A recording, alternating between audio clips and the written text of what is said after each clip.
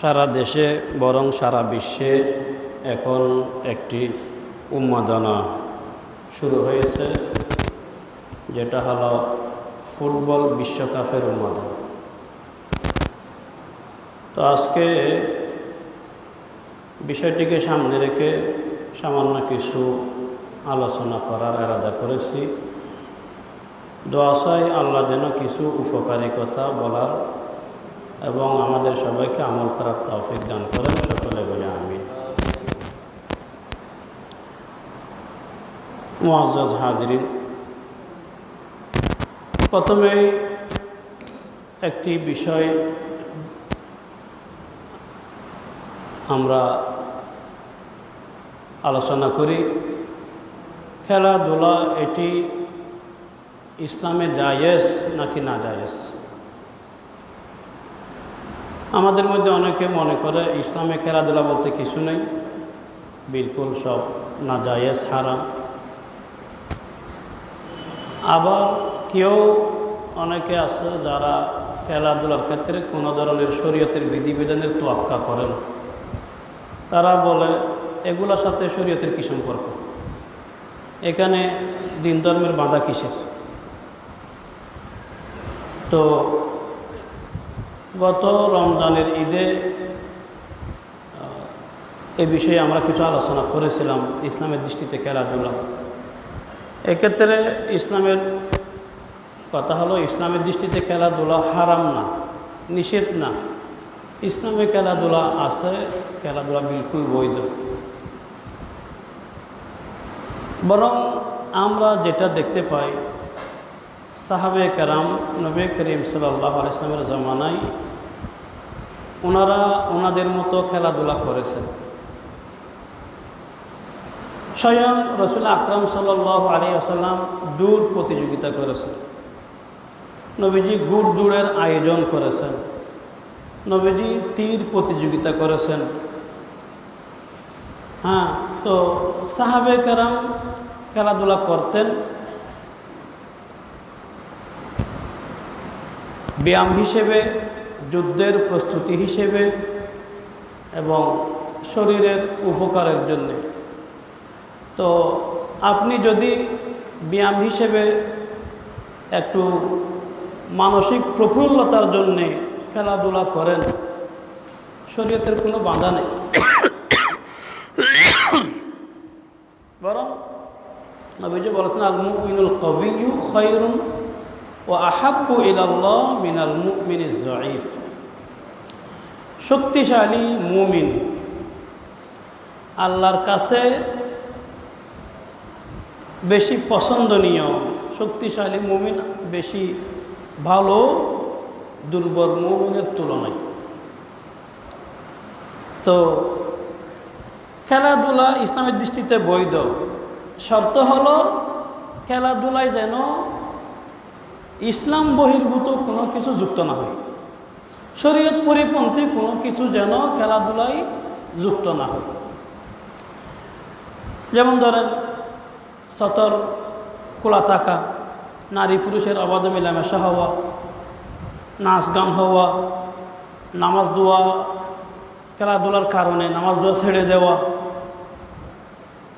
খেলাধুলার মধ্যে জুয়ার আয়োজন করা, অর্থাৎ খেলাটাকে জুয়া বানানো ইত্যাদি বিষয় যদি হয়, তখন খেলাধুলা ইসলামের দৃষ্টিতে নাজায়েজ, হারাম এবং নিষিদ্ধ হয়ে যায়।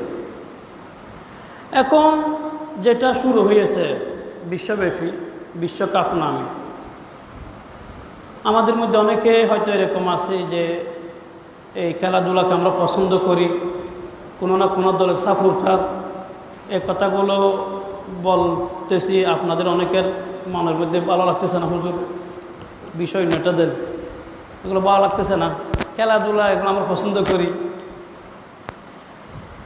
আপনার পছন্দ অপছন্দ আপনার কাছে থাকুক, তারপরেও শরীয়তের দৃষ্টিতে কথাগুলো একটু আমাদের শোনা দরকার, যেন আমাদের মধ্যে সহি বুঝ পয়দা হয়। এজন্য আপনি খেলাকে পছন্দ করলেও কথাগুলো মহব্বত নিয়ে শুনেন। অন্তত এতে সমস্যাগুলো কি আপনার চোখের সামনে থাকলে খেলার প্রতি আপনার যে একটা পাগলামি, যে একটা অতিরিক্ত খেলার প্রতি আপনার আসক্তি, এটা যদি কিছুটা হলেও যদি কমে তাহলে এই বয়ানটা সার্থক হবে। এখন বিশ্বকাপ নামে যেটা চলতেছে, শরীয়তের দৃষ্টিতে যদি বলতে যাই, এটাকে বলতে হবে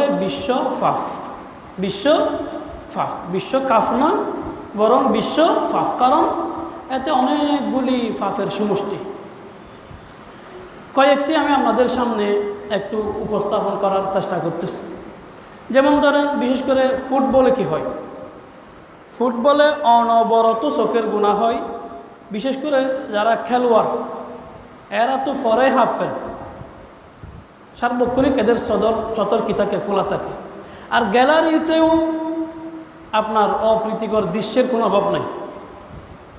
সব মিলিয়ে কি হয়, অনবরত আপনি চোখের গুণার মধ্যে লিপ্ত আছেন। যতক্ষণ আপনি খেলা দেখতেছেন, প্রতিটি মুহূর্ত, প্রতিটি সেকেন্ড আপনার আমলনামায় কবিরা গুনাহ লেখা হচ্ছে। নবী আকরাম সাল্লাল্লাহু আলাইহি ওয়াসাল্লাম ইরশাদ করেছেন, লা ইয়ানজুরুর রাজুলু ইলা আওরাতির রাজুল, কোনো পুরুষ যেন অন্য কোনো পুরুষের সতরের দিকে না তাকায়। ওয়ালা তানজুরুল মারআতু ইলা আওরাতিল মারআ, কোনো মহিলা যেন অপর কোনো মহিলার সতরের দিকে না তাকায়। পুরুষের সতর কি? পুরুষের সতর হলো নাভি থেকে নিয়ে হাঁটু সহ পুরুষের সতর। এখন পুরুষের এই অংশ যদি নাভি থেকে নিয়ে হাঁটু, এইখানে যদি কোনো অংশ বিবস্ত্র হয়ে যায়, খোলা থাকে, তাহলে তার কি দেখা যাবে? সতর দেখা যাবে।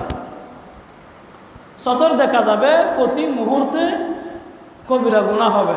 যে দেখাবে সেও গুনাহগার হবে, যে ইচ্ছাকৃতভাবে দেখবে সেও গুনাহগার হবে। তাহলে আপনার অনিচ্ছাকৃত যদি কোনো সময় নজর পড়ে যায়, প্রথম নজর পড়ে গেলে এরপরে আপনাকে ওদিক থেকে নজরকে ফিরাই নিতে হবে। আর প্রয়োজনের কারণে যদি সতর দেখাইতে হয়, যেমন ডাক্তারের কাছে গেছেন, আপনার রানে ফুড়া, ওটা ডাক্তারকে দেখাইতে হচ্ছে, বা অপারেশনের প্রয়োজনে কাপড় উঠাইতে হচ্ছে, এতে কোনো গুনাহ নেই। ডাক্তারকে দেখাইতে হচ্ছে প্রয়োজনের কারণে, সতর উঠাইতে হলে তখন গুনাহ নেই। কিন্তু বিনা প্রয়োজনে, যেটাকে শরীয়ত সতর হিসেবে কি করেছেন, উল্লেখ করেছেন, এটা উলঙ্গ করা কবিরা গুনাহ। হযরত আলী রাদিয়াল্লাহু তাআলা আনহুকে নবীজি বলতেছেন, ইয়া আলী লা তুবরিজ ফাখিজাক ফাইনাল ফাখিজাইনা আওরা ওয়ালা তানজুর ইলা ফাখিজি হাইয়িন ওয়ালা মাইয়িতিন, যে তুমি তোমার রান কি করবে না, উন্মুক্ত করবে না, রান খোলা রাখবে না, এবং জীবিত হোক মৃত হোক কোনো ব্যক্তির সতরের দিকে তাকাবে না। মৃত হইলেও মৃত ব্যক্তির সতরের দিকেও তাকানো বেশি। একজন সাহাবীর অসতর্কতাবশত কাপড় হাঁটুর উপরে উঠে গেছে। নবীজি তাকে দেখে বললেন, গত্তি ফাখিজাইক ফাইনাল ফাখিজাইনা আওরা, তুমি তোমার রান ঢাকো, কারণ রান সতরের অন্তর্ভুক্ত। তাহলে এই যে ফুটবল বিশ্বকাপে কি হয়, অনবরত সতর খোলা থাকে, অনবরত সতরের দিকে দৃষ্টিপাত করার গুনাহ হতে থাকে। আপনার আমলনামায় গুনাহ উঠতেই থাকে। এটা আপনার জন্য লাভ না ক্ষতি? ক্ষতি। কিন্তু আপনার লাভ তো কিছু নাই। আপনি মনে করতেছেন লাভ কিছু নাই, যা হচ্ছে তা ক্ষতি। এজন্য এই খেলা দেখা থেকে আমাদেরকে বিরত হওয়া উচিত। তারপর এখানে নাচ গান হয়। আমরা একজন মুসলমান হিসেবে প্রত্যেকে জানি, নাচ গান এগুলি মানুষকে গুনার দিকে দাবিত করে, এবং শরীয়তের দৃষ্টিতে এগুলি ফাফ কাজ, গুনাহের কাজ। নবীজি বলেছেন, আল গিনা ইউমবিতুন নিফাক ফিল কলবি কামা ইউমবিতুল মাউজ যারআ, গান মানুষের অন্তরে কপটতা তৈরি করে, যেরকম পানি শস্য উৎপাদন করে। নাচ গানের দ্বারাই মানুষের কলম নষ্ট হয়ে যায়। নাচ গানের দ্বারাই মানুষের কলব অন্ধকার হয়ে যায়, নাচ গানের দ্বারাই মানুষের কলস কলুষিত হয়ে যায়। নবীজি বলেন, আমারানি রব্বি আজ্জা ওয়া জাল্লা বিমাহকিল মাআজিফ ওয়াল মাজামির ওয়াসসুলবি ওয়া আমরিল জাহিলিয়া। আমার রব আমাকে নির্দেশ দিয়েছেন বিমাহকিল মাআজিফ ওয়াল মাজামির, আমি যেন সব ধরনের বাদ্যযন্ত্র ধ্বংস করে দিই। বাদ্যযন্ত্র ধ্বংস করার জন্য আমাকে নির্দেশ দিয়েছেন। ওয়াসসুলবি, সুলব কুরুশ, খ্রিস্টানদের যে কুরুশ চিহ্ন আছে, কুরুশ চিহ্ন ধ্বংস করার জন্য আমাকে নির্দেশ দেওয়া হয়েছে। এবং ও আমরিল জাহিলিয়া, জাহিলি যুগের প্রথা রসম রেওয়াজ ধ্বংস করার জন্য আমাকে নির্দেশ দেওয়া হয়েছে। তাহলে ইসলামের দৃষ্টিতে নাচ গান এগুলি নিষিদ্ধ এবং এগুলি মানুষকে গুনার দিকে ধাবিত করে, মানুষকে এগুলি পথভ্রষ্ট করে। আর এই ফুটবল খেলার মধ্যে এই সমস্ত বিষয় থাকে সবসময়, নাচ গানগুলি। আরও একটি দুঃখজনক সংবাদ আমাদের জন্য, আমাদের একজন মন্ত্রী ঘোষণা দিয়েছে স্কুলে কি করা হবে, আমাদের কোমলমতি শিশুদেরকে নাচ গান শেখানো হবে। নাউজুবিল্লাহি মিন যালিক।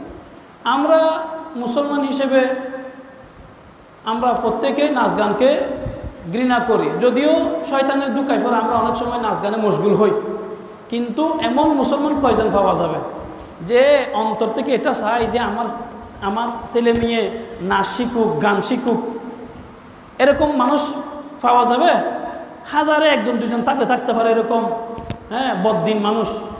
বেশিরভাগ মুসলমান নিজে হয়তো কোনো সময় গান দেখে, নাচ দেখে, কিন্তু নিজের ছেলে মেয়ে নাচ শিখুক, গান শিখুক প্রাতিষ্ঠানিকভাবে, এটা কেউ পছন্দ করে না। করে? সরকার আমাদেরকে মৌলিক বিষয়গুলি আমাদের শিশু ছেলে মেয়েদেরকে শিক্ষা দিবে।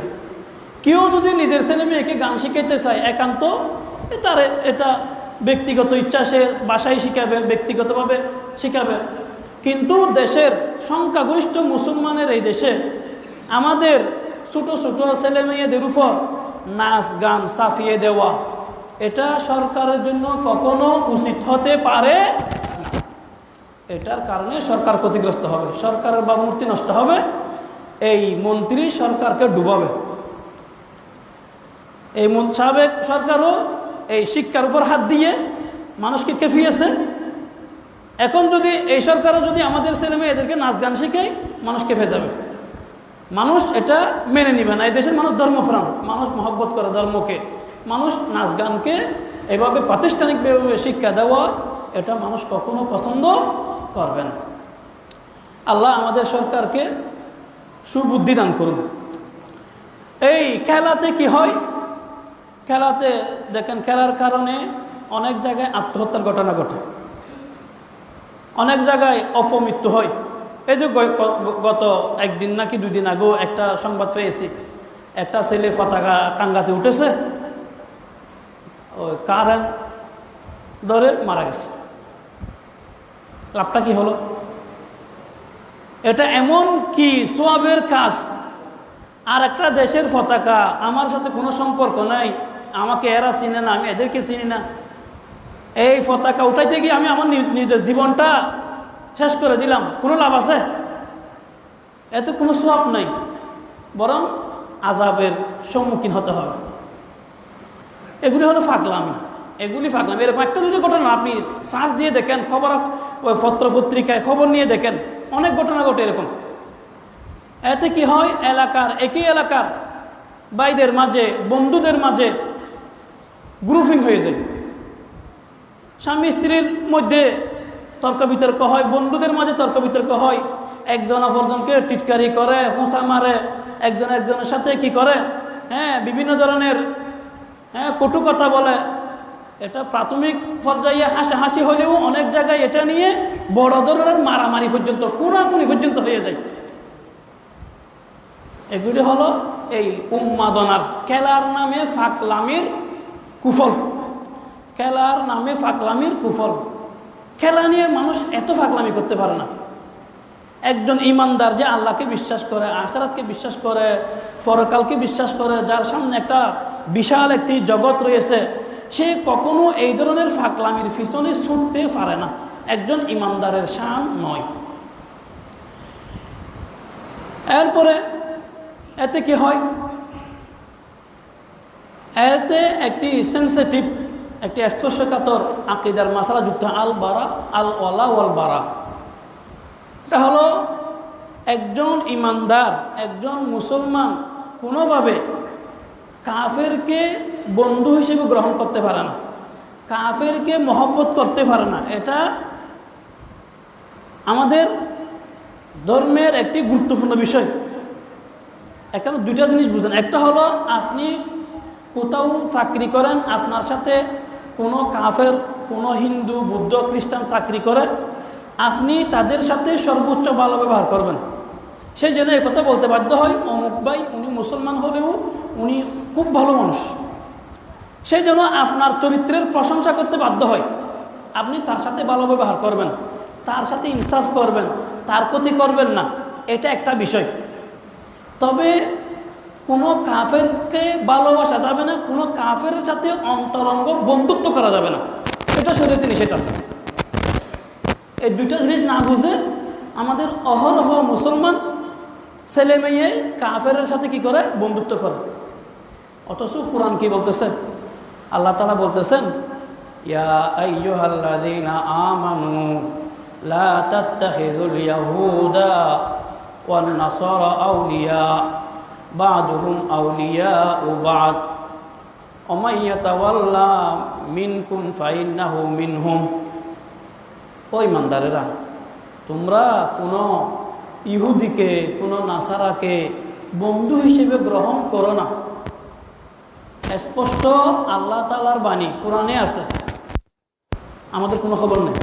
আল্লাহ বলতেছেন, খবরদার মুসলমান ইমানদার, তোমরা কোনো কাফেরকে বন্ধু বানাবে না, কোনো খ্রিস্টানকে বন্ধু বানাবে না, কোনো ইহুদিকে বন্ধু বানাবে না, তাদেরকে মহব্বতের সাথে নিজের কি হিসেবে, আইডল হিসেবে গ্রহণ করবে না।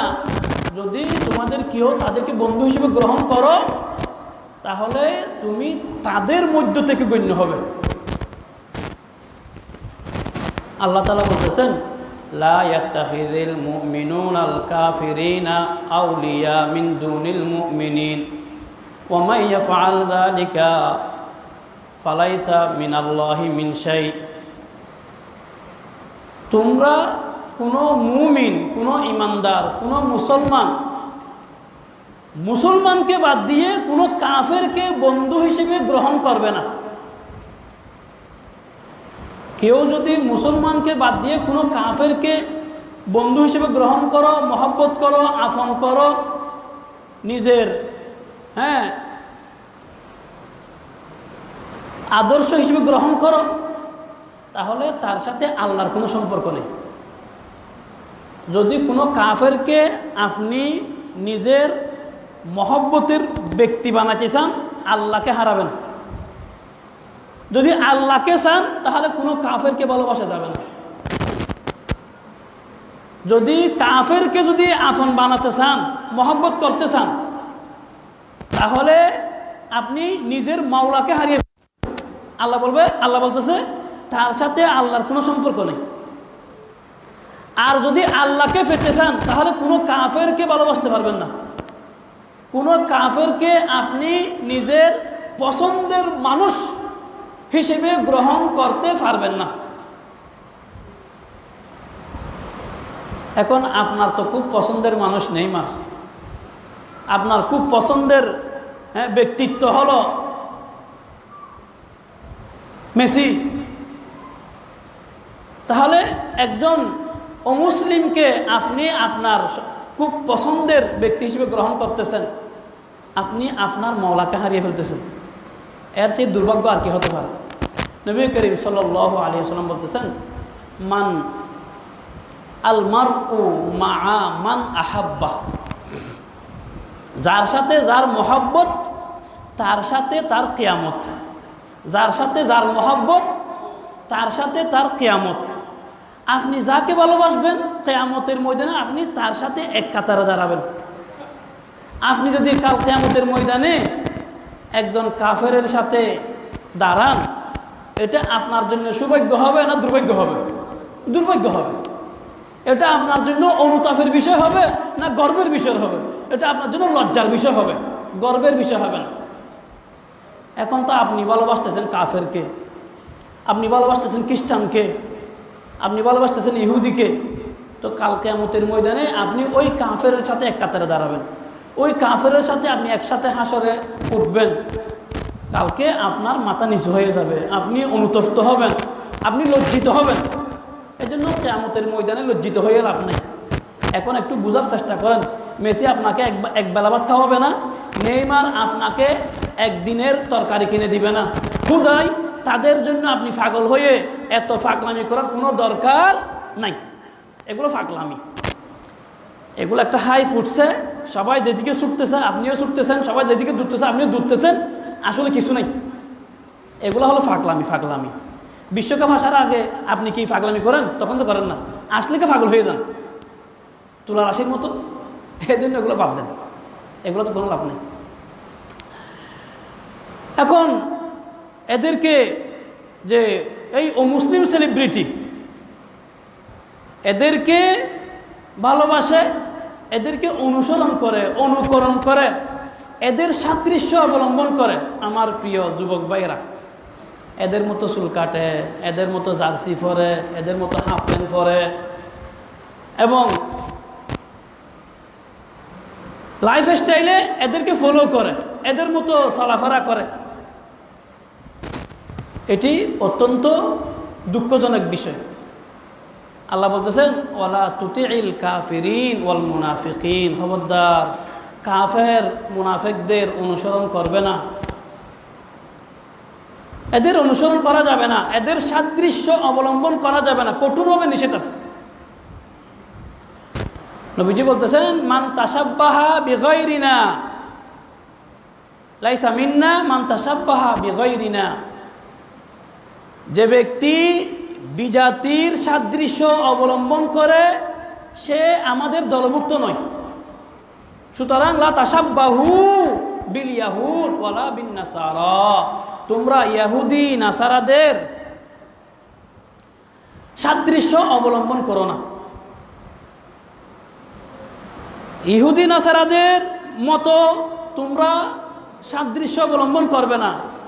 একজন খ্রিস্টানের মতো আপনি চুল কাটতেছেন, একজন খ্রিস্টানের মতো আপনি কাপড় গায়ে দিচ্ছেন, একজন খ্রিস্টানের মতো আপনি চলাফেরা করতেছেন।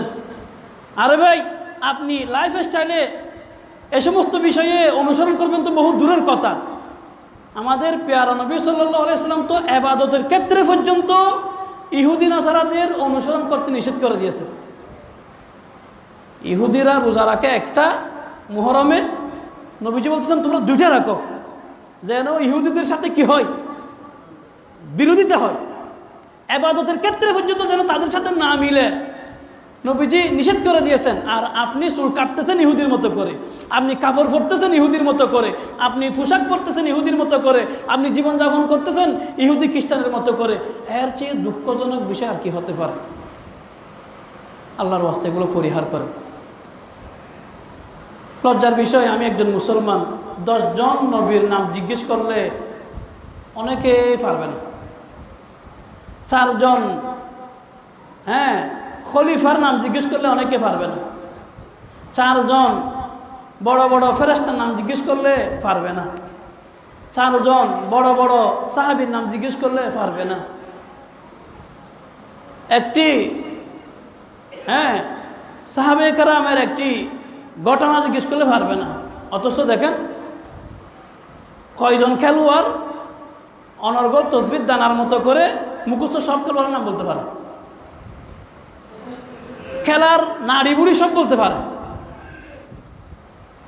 অথচ নিজের মুসলমানিত্বের কোনো খবর নাই। এটা আমাদের জন্য দুঃখজনক বিষয়। মেহেরবানি করে নিজের ধর্ম নিয়ে গর্ব করেন, নিজের ধর্মকে জানার চেষ্টা করেন, ধর্মকে ভালোবাসেন, মহব্বত করেন, নিজের ধর্ম নিয়ে কি করেন, জানাশোনার চেষ্টা করেন।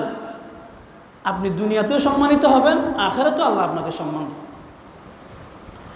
এই খেলাধুলার নামে সারা বিশ্বব্যাপী কত কোটি কোটি টাকা অপচয় হচ্ছে, কোটি কোটি টাকা। এই টাকা জনকল্যাণমূলক কাজে ব্যয় করলে মানুষের অনেক উপকার হতো। আমাদের দেশে অনেক দুষ্ট সুশীল দেখবেন, দুষ্ট সুশীল, এরা কুরবান আসলে এদের মানবতার দরদ বেড়ে যায়। হ্যাঁ, এত টাকা দিয়ে কুরবান না করে মানুষের জন্য এটা করলে অনেক উপকার হতো, এরকম বলে না এর দুষ্ট মানুষেরা। এরা ইবাদত সহ্য করতে পারে না। কুরবানি করলে বলে কুরবানির টাকা দিয়ে গরিব মানুষের উপকার করেন, উমরা করতে গেলে বলে উমরার টাকা দিয়ে এই মানুষের জন্য এই কাজটা করেন, হজে গেলে বলে এত টাকা খরচ করে হজ না করে এটা করেন। এই দুষ্ট মানুষেরা এই কথাগুলো বলে আমাদের ইবাদতের সিজন আসলে। সারা বিশ্বব্যাপী খেলার নামে এই যে কোটি কোটি টাকা অপচয় হচ্ছে, এর ব্যাপারে এদের টু শব্দ নেই, একটা কথা বলতেছে না। এরা দুষ্ট মানুষ। এজন্য এই সমস্ত সুশীলদেরকে ফাত্তা দিবেন না। খেলার নামে আপনার সময়ের অপচয় হচ্ছে। সময় আপনার জীবনের সবচাইতে গুরুত্বপূর্ণ সম্পদ। আল্লাহ তাআলা সময়ের নামে কসম করেছেন, ওয়াল আসরি, সময়ের কসম। কারণ সময় আপনার জীবনের সবচাইতে মূল্যবান। এই সময়কে দান দিলে আপনি সফল হবেন, এই সময়কে অবহেলা করলে, অবমূল্যায়ন করলে আপনি ব্যর্থ হবেন।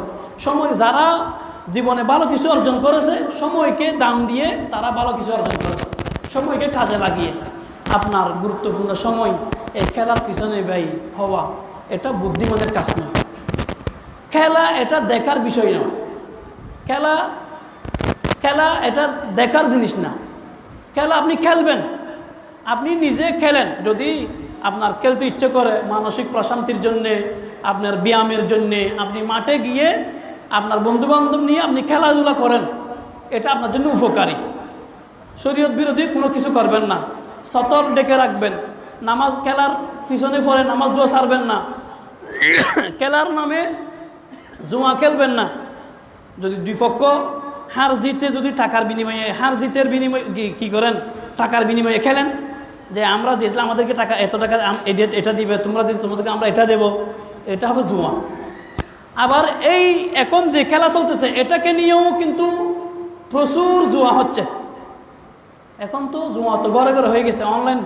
অনলাইন ব্যাটিং কতগুলো বাইর হয়েছে না, ঘরে ঘরে জুয়া খেলতেছে আমাদের যুবক ভাইয়েরা। ভাই, আপনি মনে করতেছেন আপনি অল্প সময়ে অনেক বড় লোক হয়ে যাচ্ছেন, লাখ লাখ টাকা কামাই করতেছেন। আপনার লাভটা হচ্ছে কি? আপনি এই টাকা কামাই করে আপনার বন্ধু বান্ধবকে খাওয়াচ্ছেন, মা বাবাকে খাওয়াচ্ছেন, পরিবার পরিজনকে খাওয়াচ্ছেন। হ্যাঁ, অল্প দিনে আপনি লাখ লাখ টাকার মালিক হয়ে যাচ্ছেন। এই সুখ, এই শান্তি, এই সফলতা তো ক্ষণিকের জন্যে, কিন্তু একটা লম্বা সময়ের জন্য আপনি বিপদে পড়ে যাচ্ছেন। তখন তো আপনার বন্ধু বান্ধব আসবে না আপনাকে কবরের আযাব থেকে বাঁচানোর জন্যে। আপনার মা বাবা আপনার এই আযাবের ভাগ নিবে না। আপনার পরিবার পরিজন আপনার আযাবের ভাগ নিবে না। এই জন্যে নিজেকে একটু বোঝানোর চেষ্টা করেন। হারামের মধ্যে আরাম নাই, হারামের মধ্যে আরাম নাই। হারামে আপনি দেখতেছেন লাখ লাখ টাকা, এই লাখ টাকা এটা 2 দিনে শেষ হয়ে যাবে।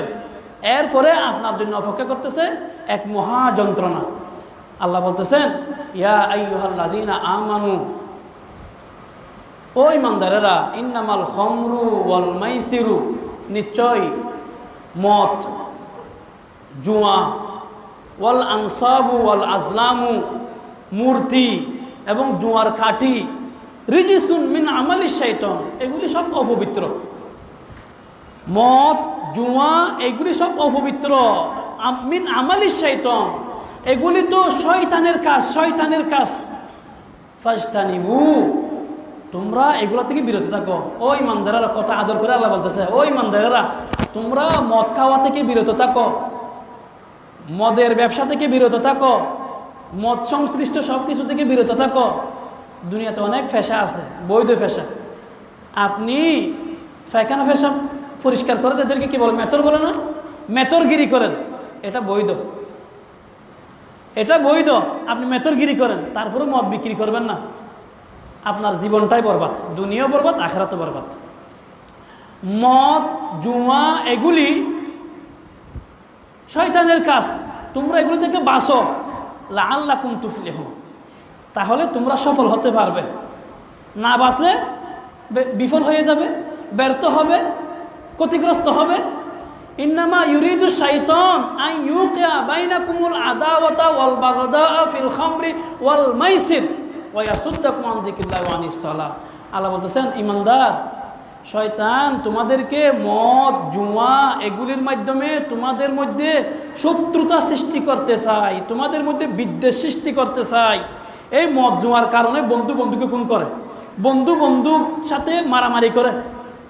হ্যাঁ, এরকম অহরহ ঘটনা ঘটতেছে মদ জুয়ার মাধ্যমে। মদ জুয়ার মাধ্যমে মানুষ অনেক অঘটন ঘটায়, নিজে মদ খাইয়ে নিজের ছেলে মেয়ে একে পর্যন্ত মেরে ফেলতেছে, এরকম ঘটনা অহরহ। এগুলি দিয়ে শয়তান তোমাদেরকে বিপদগামী করতে চায়। ওয়া ইয়াসুদ্দাকুম আন যিকরিল্লাহি ওয়া আনিস সালাহ, আল্লাহর স্মরণ এবং নামাজ থেকে তোমাদেরকে দূরে রাখতে চায়। ফাহাল আনতুম মুনতাহুন, তারপরেও তোমরা এই মদ জুয়া থেকে কি বিরত থাকবে না? এগুলো থেকে বিরত থাকে। খেলার নামে এই যে বিশ্বকাপের নামে যে বিশ্ব ফাফের মহা আয়োজন, হ্যাঁ, এগুলো থেকে বিরত থাকেন। বলবেন, হুজুর কারো ভালো লাগতেছে না, আমরা সবাই খেলাকে পছন্দ করি, আমরা কোনো না কোনো দলের ভক্ত, হ্যাঁ, এইগুলি কি বলতেছেন? মানুষ যখন জ্বরে আক্রান্ত হয়, রসমালাই দিলে বলে তিতা লাগতেছে।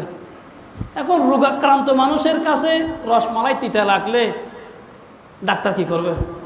আমি তো কথা বলতেছি কোরআন হাদিসের আলোকে। আপনি খেলার ভক্ত, আপনার কাছে খারাপ লাগতেছে, তারপরে মন থেকে একটু বোঝার চেষ্টা করেন, এগুলি থেকে বাঁচার চেষ্টা করেন, নিজের সন্তানকে, প্রজন্মকে বাঁচানোর চেষ্টা করেন, নিজের সমাজকে বাঁচানোর চেষ্টা করেন। বিল মাওয়াজাতিল হাসানা, সুন্দর কথা দিয়ে, কারোর সাথে ঝগড়া করে না, কারোর সাথে বাড়াবাড়ির দরকার নেই, মহব্বতের সাথে, দরদের সাথে বুঝাবেন। আল্লাহ যাকে হেদায়েত দিবে সে হেদায়েত পাবে, এবং নিজে এগুলিকে ঘৃণা করবেন। নবীজি বলতেছেন, ধরো কোনো এক জায়গায় ফাফ কাজ হচ্ছে, ঘটনাক্রমে তুমি ওখানে আসো, ওখানে তোমাকে থাকতে হচ্ছে। যেমন ধরেন আপনি একটা বাসায় আছেন, ওখানে ওই বাসার কোনো একটা কি হচ্ছে, অনুষ্ঠান হচ্ছে, এরা এখানে খুব জোরে গান বাজনা চালাই দিছে, এখন আপনি গান বাজনা পছন্দ করতেছেন না। তো নবীজি বলতেছেন, আপনি এখানে থাকলেও না থাকার মতো। আর যদি এরকম হয়, এক জায়গায় ফাফ কাজ হচ্ছে, আপনি সুযোগের অভাবে সাধু হয়ে গেছেন, ওখানে যেতে পারতেছেন না, নইলে সুযোগ পেলে আপনিও যেতেন। তো ফাফ কাজে, যেখানে মূল ফাফ কাজ সংগঠিত হচ্ছে, আপনি ওখানে নেই, কিন্তু আপনার মনে চাচ্ছে ওখানে যেতে, তাহলে আপনি না থাকলেও থাকার মতো। এই জন্য এই ফাফ কাজকে আপনি ঘৃণা করেন, তাহলে আপনি এই ফাফ থেকে মুক্ত হবেন, আল্লাহ আপনাকে হেফাজত করবেন। আল্লাহ তাআলা আমাদের সবাইকে বুঝার, আমল করার তৌফিক দান করুন। আজকে আর একটা বিষয় নিয়ে আলোচনা করার ইচ্ছা ছিল, সময় নেই, এমনি দুইটা কথা বলি। আমি আজকে এখানে দেখছি, এর আগেও দেখছি, কুরবানির পরপর এই একজন মানুষ যাচ্ছে ব্যান গাড়িতে করে চর্বি খুঁজতেছে, চর্বি। কুরবানির পরপর দেখছি, তখন দেখছি আধা ড্রামের মতো চর্বি। তো এখানে মশলাটা সবার বোঝার দরকার, কুরবানির পরে আসতেছে কেন? ওই কুরবানির চর্বি সংগ্রহ করার জন্য। একটা বুঝেন, আপনি যে কুরবানি করেছেন, ওই কুরবানির চর্বি আপনি বিক্রি করতে পারবেন না, গুনাহ হবে। এই কাজটা করবেন না যদি আপনার নিজের কুরবানির চর্বি হয়ে থাকে। হ্যাঁ, আপনি নিজে কুরবানি করেন নাই, কারো কাছ থেকে হাদিয়া পাইছেন, ওখানে চর্বি পাইছেন, কীভাবে আমি তো জানিও না, ওটা বিক্রি করতে পারেন। কিন্তু নিজের কুরবানিকৃত জন্তুর কোনো কিছু আপনি বিক্রি করতে পারবেন না, গোশত, চর্বি যা হোক। একটা জিনিস। আর একটা জিনিস দেখেছি আমি, এক ভাইয়ের আবদারে চৈতন্যগুলদি গেছি, লাশকে যখন কবরে রাখার জন্য মানুষ নামছে 2-3 জন, এক ভাই ওখানে তার থেকে দিক নির্দেশনা দিচ্ছে, হ্যাঁ কোলাকুলি করেন, কোলাকুলি করেন। আমি বলছি এটা কি আবার? ওখানে নাকি যারা লাশ নামানোর জন্য নামে, ওদেরকে নাকি কোলাকুলি করতে হয়। এটা আমি প্রথম দেখেছি, আর জীবনে কোনোদিন দেখি না। আপনারা যদি এটা যদি করে থাকেন, বা আপনাদের যদি এরকম রসম থাকে, জেনে রাখেন, এটার সাথে শরীয়তের যার্রা পরিমাণও সম্পর্ক নেই, যার্রা পরিমাণও সম্পর্ক নেই। এদিকে একটা বিয়ে ফেরাইতে গেছি, এখন ঘরের মহিলা বলতেছে উকিল বাপ ছাড়া কীভাবে বিয়ে হবে? বলছি বাবা, এটা আপনাদের কুমিল্লাবাসীদের একটা রসম, দেশীয় সংস্কৃতি, আপনারা পালন করতে পারেন, শরীয়তের সাথে এটার কোনো সম্পর্ক নেই। বুঝতে না বুঝলে এটা আপনারা করেন, আমার কোনো আপত্তি নেই, কিন্তু শরীয়তের সাথে এটার কোনো সম্পর্ক নাই। আমি ওনাদেরকে বলছি আপনাদের এই ব্যাপারে জানতে ইচ্ছে করলে আমার কাছে 100 বার যাবেন, যত প্রশ্ন আমাকে করবেন কোনো সমস্যা নাই, আমি আপনাকে কোরআন হাদিসের আলোকে বুঝাবো। এটার সাথে শরীয়তের সম্পর্ক নাই। জানার দরকার আছে তো। মহিলা বলতেছে আমি জন্ম থেকে কোনোদিন দেখি নাই, গ্যাস ছাড়া কি ছাড়া উকিল বাপ ছাড়া বিয়ে ফরাইতে। আপনি তো জন্ম থেকে দেখেন নাই, আপনি শরীয়ত জানেন না, মাসালা জানেন না, ওই জন্য আর কি। এটা তো আমার দোষ না। শরীয়ত আপনাকে জানতে হবে, আপনি জানার চেষ্টা করলে না জানবেন। জানার চেষ্টা না করলে আপনি বৃদ্ধ হয়ে যাওয়া পর্যন্ত একটা ভুল আমল করলে ওই ভুলের জন্য কি শরীয়ত দায়ী থাকবে? না। আর একটা জিনিস কি জানি, এখন একটা কথা বাইর হয়েছে না, রাগ করলেন। আমি বলি কি এটা কি, এটা নাকি এখন ডায়লগ, রাগ করলেন। এটার ঘটনা, মূল ঘটনা হলো এক ব্যক্তি কি জ্যোতিষীর মতো করে কথা বলছে, হ্যাঁ, আর এখন বলছে রাগ করলা। তো এখানে আমি যেটা বলতে চাই, এই যে গণক আছে না, গণক, ওইটা ও করছে অভিনয়। তো যে যারা গণকের কাছে যায়, এটা শরীয়তের দৃষ্টিতে নিষিদ্ধ, পরিষ্কার কবিরা গুনাহ, হারাম। নবীজি বলেছেন যে ব্যক্তি আচ্ছা আমি যদি বলে দিই, নবীজি বলতে যে ব্যক্তি গণকের কাছে যায়, তার কোনো কিছু জিজ্ঞেস করে, তার 40 দিনের নামাজ ইবাদত কবুল হবে না, নাউজুবিল্লাহ। নবীজি আর এক হাদিসের মধ্যে বলেছেন যে ব্যক্তি কোনো গণকের কাছে যায় এবং তার কাছে কোনো কিছু জিজ্ঞেস করে, সে যে সমস্ত কথা বলে তা বিশ্বাস করে, তাহলে সে আমার আনিত দিন থেকে দিনের সাথে তার কোনো কিনে সম্পর্ক নাই। এই জন্য কোনো গণকের কাছে যাবেন না, কারো কাছে গায়েবের কথা জিজ্ঞেস করবেন না, কারো কাছে কোনো গায়েবের কথা জিজ্ঞেস করবেন না। অনেক বৈদ্যর কাছে গেলে, আল্লাহ মাফ করুক, অনেক হুজুরের কাছে গেলেও কি করে, বলে দে আপনার এটা করছে, আপনার স্বাস্থ্য ভাইয়ে আপনার জন্য তাবিজ করছে, আপনার ভাইয়ে আপনার জন্য, এগুলো বলে ভাই সংসার নষ্ট করে দেয়, মানুষের মধ্যে সন্দেহ ঢুকে দেয় মানুষের। এগুলো বিশ্বাস করবেন আপনি চিকিৎসা করেন, আপনার যদি সেহেরের মানে জাদুর বই লাগে, আপনি চিকিৎসা করেন যেন এগুলো থেকে মুক্ত হন। কিন্তু এই কারো কথাই আপনার ভাইয়ের প্রতি কি কুধারণা, মায়ের প্রতি কুধারণা, বউয়ের প্রতি কুধারণা, আল্লাহর ওয়াস্তে এগুলো থেকে বিরত থাকবেন। এগুলো সংসারকে নষ্ট করে, সম্পর্ক নষ্ট করে, মানুষের মধ্যে কলহ বিবাদ সৃষ্টি করে। আল্লাহ আমাদেরকে বুঝার আমল করার তৌফিক দান করুন। একটু সময় বেশি নিয়ে ফেলেছি, মাফ করে দিবেন। যারা সুন্নত ফেরেন সুন্নত ফেরেন।